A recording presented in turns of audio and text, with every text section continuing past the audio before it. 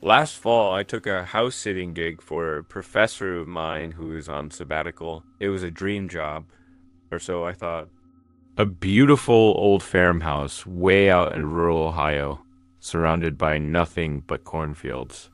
My only neighbor was a farmer named Mr. Gable, whose property was separated from mine by a long, dusty dirt road.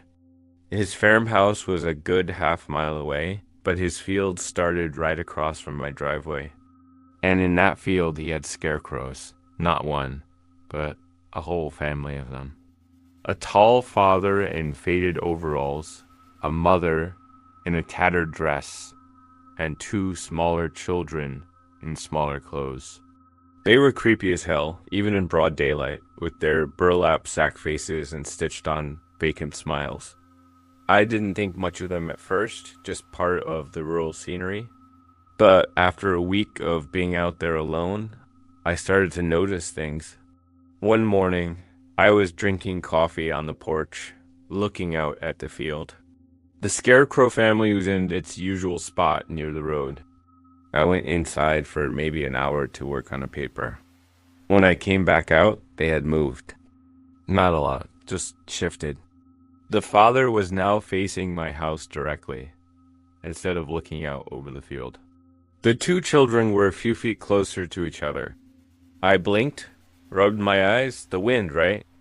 A strong gust must have spun them on their posts. That had to be it. But it kept happening. Every day, a small, subtle change. The mother's head would be tilted at a new angle. One of the children would be missing its hat, which would then reappear on the fence post the next day. It was a slow, creeping kind of wrongness that started to get under my skin. This wasn't the wind. The movements were too deliberate, too meaningful. I started taking pictures of them with my phone each morning, just to prove to myself I wasn't going crazy. The photos confirmed it. They were definitely moving. I was getting seriously unnerved. Was old man Gable messing with me? Was this some kind of elaborate prank on the city kid house sitting next door? I only ever saw him from a distance, on his tractor, a silent figure in the vast landscape. The feeling of being watched became constant. I'd be in the kitchen, and I'd feel this intense urge to look out the window. And I'd see that Scarecrow family standing silently in the field, all four of them now angled slightly towards my house. It felt like I was on stage, and they were the silent, judgmental audience. One evening, I was grilling some dinner on the back patio. I had to run inside to grab some spices. I was gone for maybe 30 seconds. When I came back out, there was something on the grill sitting right next to my steak. It was a small, crudely made corn husk doll, the kind a child might make. My blood ran cold. How had it gotten there? I hadn't heard a single footstep. I looked towards the field. The scarecrows were in a new formation. They were now standing in a tight little circle, facing each other, as if having a silent meeting. That night, I barricaded the doors. I sat in the dark, peering out the window at that field. For hours, nothing. Then, around 2 a.m., in the pale moonlight, I saw it. A figure, human-sized, moving silently out of the corn rows. It wasn't one of the scarecrows. It was a person dressed in dark, ragged clothing.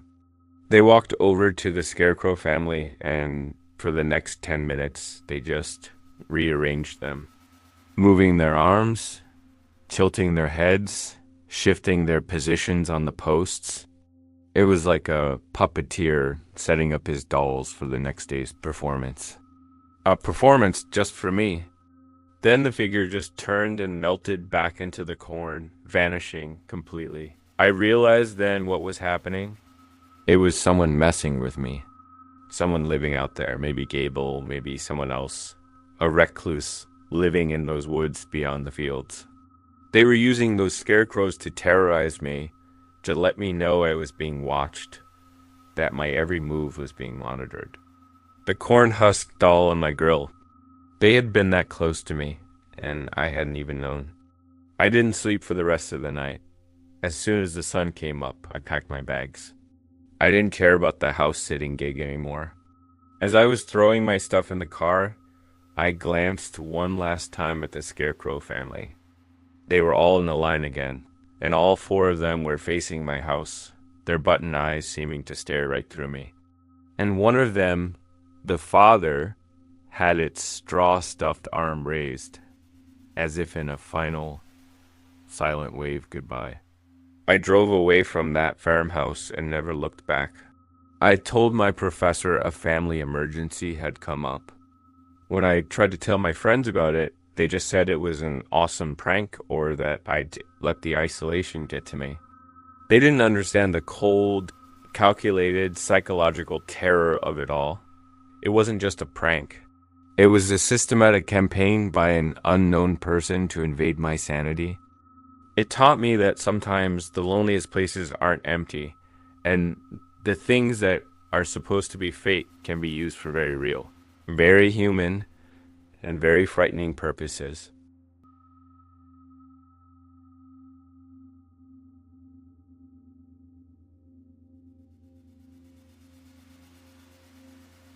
My friend Jenna worked a summer job a couple of years ago that still gives her nightmares.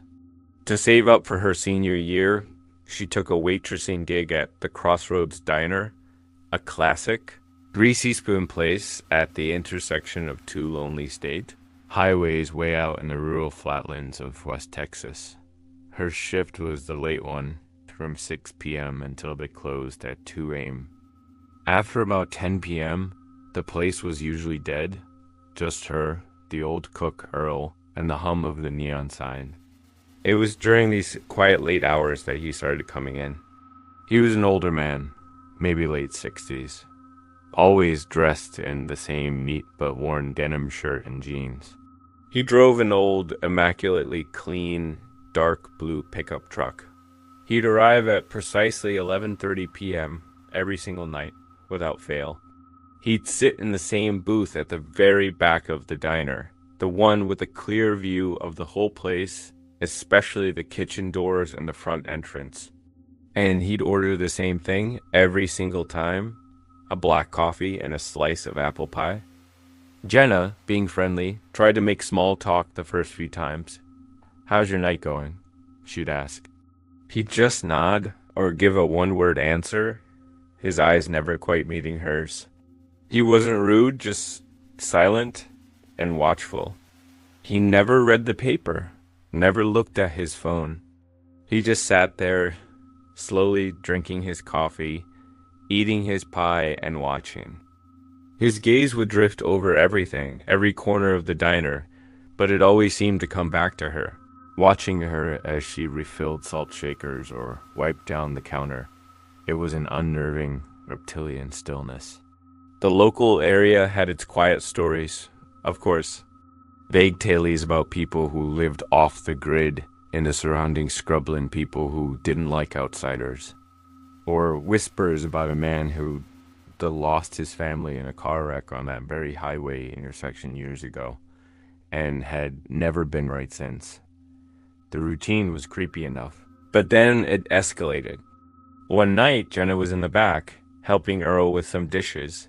When she came back out, the man was gone. His truck was gone. But on his table, beside his empty cup and plate, was a small, intricately folded paper napkin, shaped like a swan. Inside its folds was a single, shiny new penny. Weird, right? But she just cleaned it up, a little unsettled. It happened again a few nights later. This time, the napkin was folded into a different shape, a star, and inside was a small, smooth, gray river stone. Every night he came, he'd leave one of these little gifts behind. Always something small, always something found in nature, or a coin. It was like he was leaving her offerings. Jenna told Earl, the cook, about it. Earl was a man of few words, been cooking at that diner for 30 years. He just grunted. "Yeah, that's the watcher. Been coming here for years, long before you." Always the same. keeps to himself, pays his bill, leaves his little things. Best to just leave him be. Girl, don't bother him. He won't bother you. That wasn't reassuring at all. It meant this was a known long-term pattern of deeply strange behavior. Jenna started to get really scared. This wasn't just an eccentric old man. This felt like an obsession, a ritual. And she was now a part of it. She started to dread 11:30 p.m., his silent. Watching presence fill the empty diner with a palpable tension. She felt like a bug under a microscope. The breaking point came one rainy Thursday night. He came in, as usual, sat in his booth, ordered his coffee and pie. Jenna brought it to him, her hand shaking slightly as she set it down. As she turned to leave, he spoke, his voice a low, gravelly rasp she'd never heard before. "Your car," he said, not looking at her, just staring at his coffee cup. "The back left tire is looking a little low. You should get that checked before you drive home on these wet roads. Wouldn't want you to have an accident." Jenna froze. How could he possibly know that? Her car was parked behind the diner, out of sight from the road. And she had noticed that morning that the tire looked a bit low, but had forgotten about it. He had to have gone out of his way to walk around the building to inspect her car before coming in. She didn't know what to say. She just stammered a "thanks, I will," and retreated to the safety of the kitchen, her heart pounding. The implication was clear. I know what car you drive. I know where you park. I'm watching more than just what happens inside this diner. She told Earl what the man had said. Earl just shook his head grimly. "Told you to leave him be, girl." Jenna didn't want to serve him his pie that night. She asked Earl to take it out. When she finally got up the nerve to go out and clear the table after he left, there was another folded napkin. This time, it was shaped like a heart. And inside was a small silver locket, the kind a young girl might wear. It was empty. She didn't go back to work the next day. She called Sal, the owner, and quit. She told him about the man, the stalking, the tire, the locket. Sal just sighed, much like Earl had. "Yeah, he's a strange one, but he's never hurt anybody." Never hurt anybody yet, Jenna thought. She never found out who he was, or what his story was. Was he the grieving man from the old stories, his mind broken by tragedy, now playing out some strange, silent ritual with the young women who worked the night shift? Or was he something more sinister? A predator, patiently observing, grooming, leaving his unsettling gifts, waiting for what? No one knew, and no one seemed to care enough to find out. But for Jenna, that summer job wasn't about earning money for college. It was about learning that the loneliest places can attract the strangest obsessions, and that sometimes the most terrifying threats are the ones that are delivered silently. With a black coffee, a slice of pie, and a piece of information that no stranger should ever have.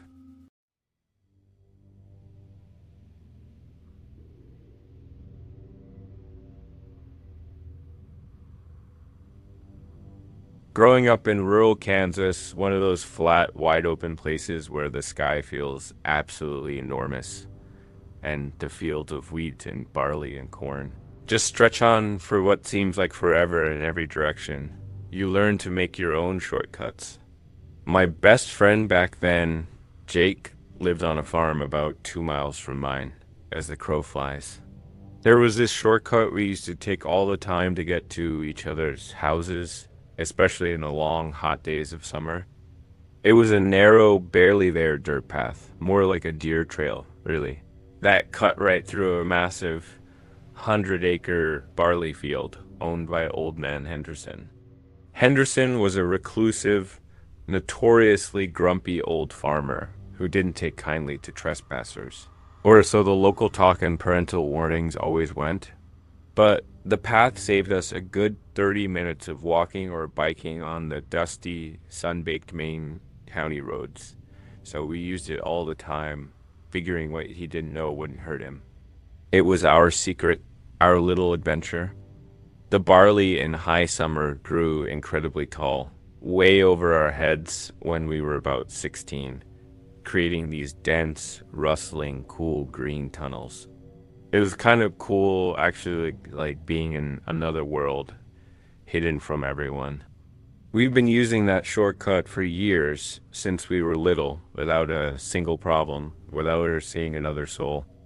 Then, that one particular summer, things started to feel different, unsettling. It began with us finding stuff along the path, stuff that didn't belong. Little things at first. An old, empty, foreign-looking cigarette pack. A brand no one around here smoked, tucked into the stalks. A single, muddy, heavy-duty leather work glove, way too big for a kid, lying as if dropped. A discarded plastic water bottle with a label printed in a language we didn't recognize, maybe Russian or something Eastern European. We figured it was just other people who discovered the shortcut.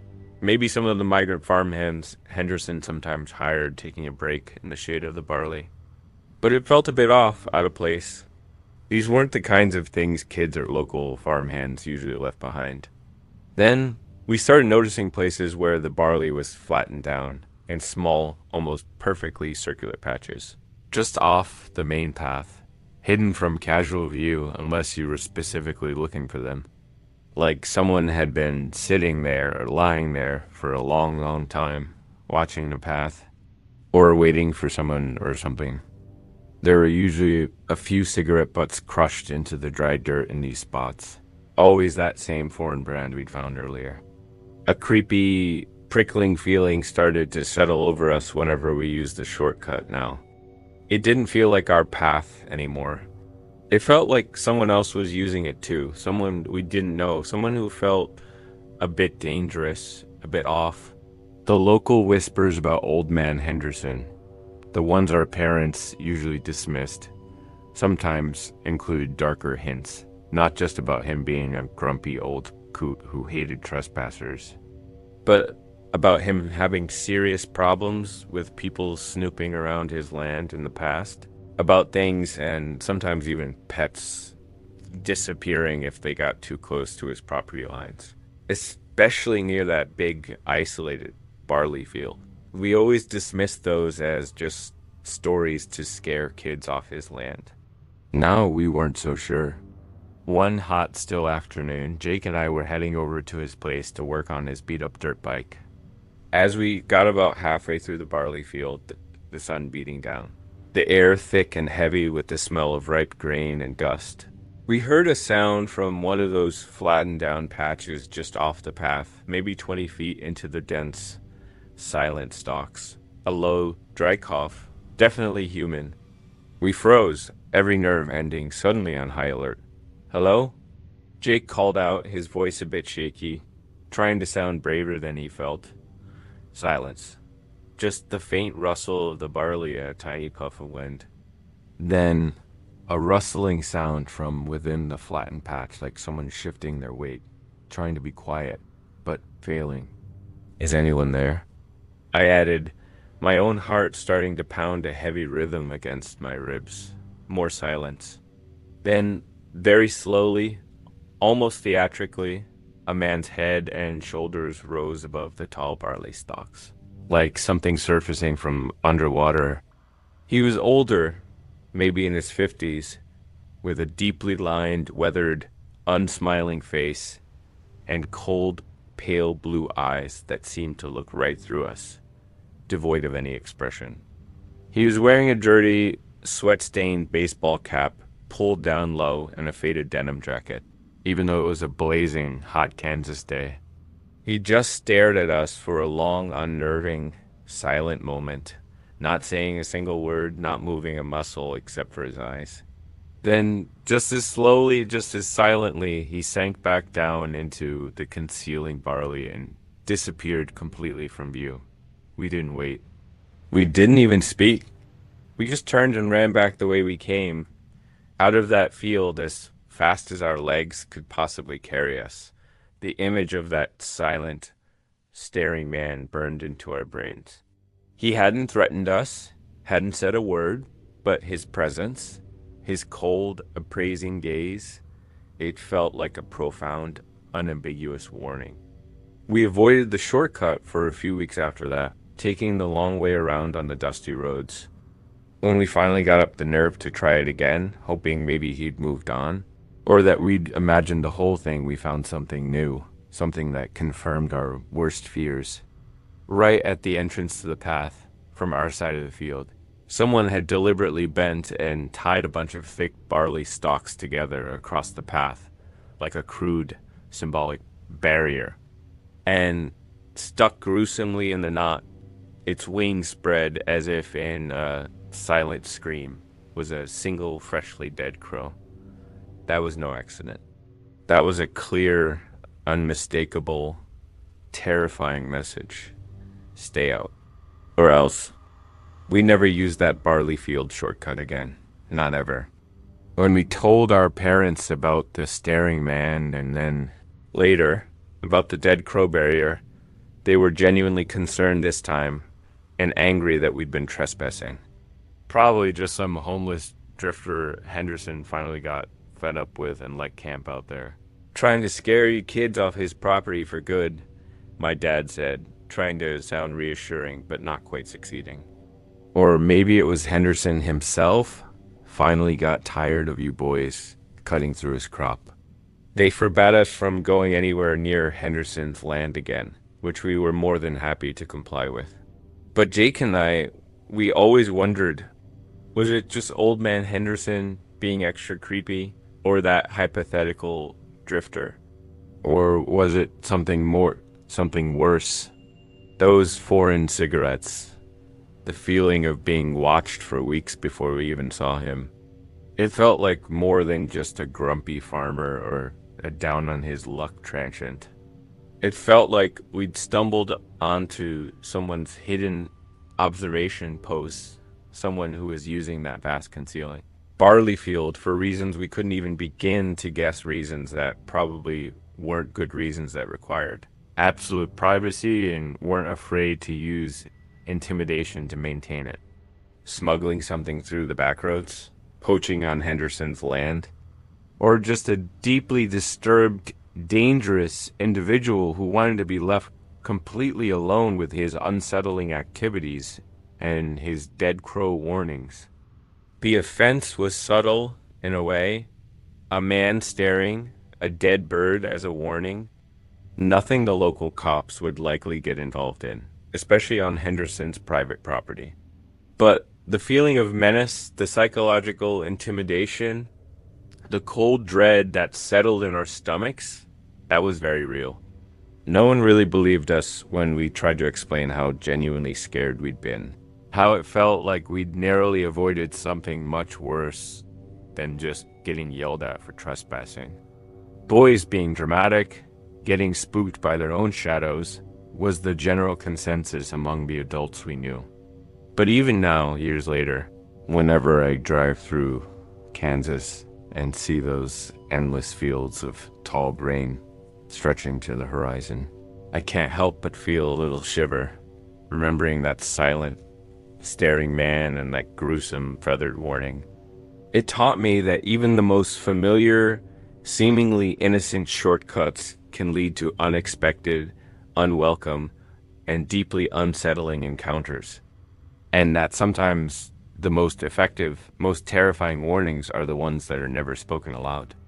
The ones left tied in a knot of dead stalks, in a place you once thought was just yours. A place you now know you should never have been,